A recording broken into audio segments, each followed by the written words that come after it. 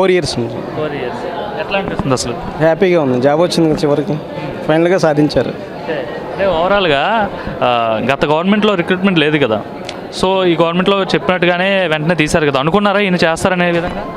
ఇంత స్పీడ్గా అవుద్ది అనుకోలేదు, కానీ చాలా స్పీడ్గా చేశారు. కరెక్ట్గానే జరిగాయా? చాలా ఫెయిర్గా జరుగుతుంది, ఎక్కడ ఏమీ లేకుండా చాలా కరెక్ట్గా జరుగుతున్నాయి అన్నీ కూడా. త్వరగా అవుతుంది అనుకున్నారా? 4 నెలల్లోనే మొత్తం అంతా కూడా? అదే ఇంత స్పీడ్గా అవుద్ది అనుకోలేదు, కానీ చాలా స్పీడ్గా అయింది, దానికి చాలా హ్యాపీగా ఉన్నాం మేము. ఏం చెప్తారు మరి చంద్రబాబు గారు కావచ్చు, లేదంటే లోకేష్ గారు కావచ్చు? చంద్రబాబు గారు కానీ లోకేష్ గారికి కానీ థ్యాంక్స్ చెప్తాము, ఆయన రుణపడి ఉంటాం మేము కూటమి గవర్నమెంట్కి. ఎన్నేళ్ళ కాలండి ఇది? 4 years కంటిన్యూగా ప్రిపేర్ అవుతుంది. ముందు ఇప్పుడు డిఎస్సి అటెంప్ట్ చేయలేదండి మీరు? అటెంప్ట్ చేయలేదు, ఫస్ట్ అటెంప్ట్లోనే కొట్టేస్తారు. ఫస్ట్ అటెంప్ట్లోనే.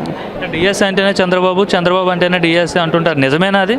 నిజమే, ఆయన వస్తేనే జాబులు వస్తాయి నిరుద్యోగులకి, ఆయన వల్లే జాబులు వస్తున్నాయి.